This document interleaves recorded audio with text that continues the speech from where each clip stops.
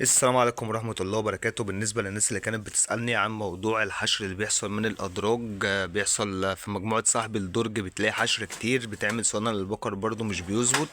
فأنا جاي في الفيديو ده أعرفك ازاي تطلع مجموعة صاحب البقر تعمل لها صيانة بحيث إن أنت تقف موضوع الحشر دوت. بس قبل ما نبدأ الفيديو عايزك تصلي على النبي وتعمل لايك للفيديو واشتراك في القناة، ويلا بينا نبدأ. أول حاجة هنعملها عشان لو حابين نطلع مجموعة صاحب الدرج الأول، مثلا أطلع الدرج الأول بتاعي، طلع الدرج كده من مكانه، هشيله على جنب. تمام، ومش هقفل الباب ده لحد الاخر. عايزك بقى تركز معايا في الفيديو ده عشان اعرفك ازاي تطلع المجموعه وازاي تعمل لها صيانه. اول حاجه هنعملها وان احنا هنطلع الدرج الباب الجانبي ده.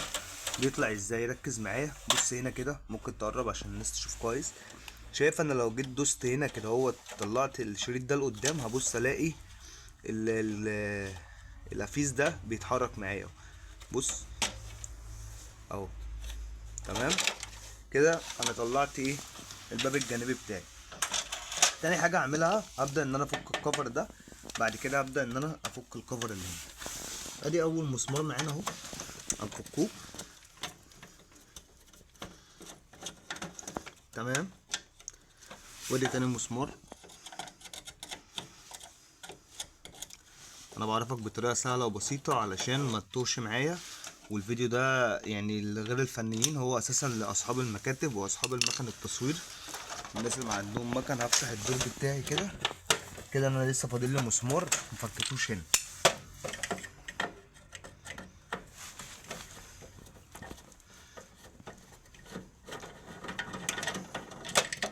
تمام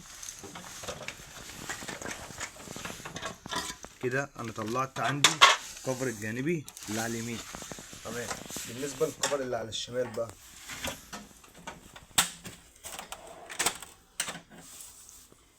تمام، نفتح الجيب الجانبي ده.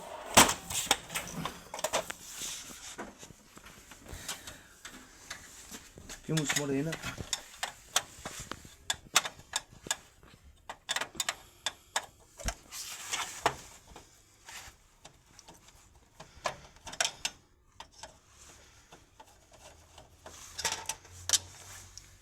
وبيبقى في مسمار هنا بس هو مفكوك حاليا،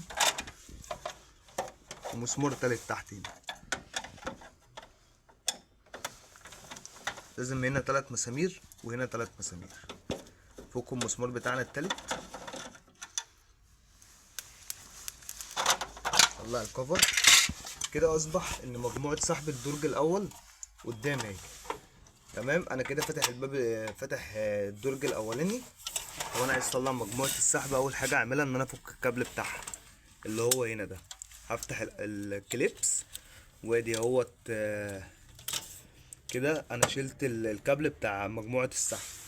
مجموعه السحب بتتربط بمسمارين، مسمار هنا ومسمار بيبقى الناحيه التانيه. هبدا ان انا افك اول حاجه المسمار اللي هنا اهو.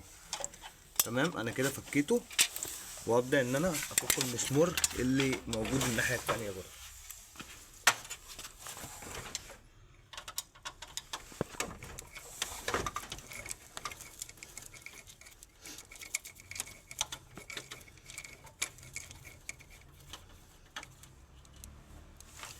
كده انا فكيت المسمارين. هبدا ان انا اطلع مجموعتي. هي دي مجموعه سحب الدرج. تمام، تعالى بقى نشرحها واحده واحده كده مع بعضينا. ادي مجموعه سحب بكر، مجموعه سحب الدرج الاول بتبقى مكونه من بكرتين. تمام، وبكره تانية سفليه.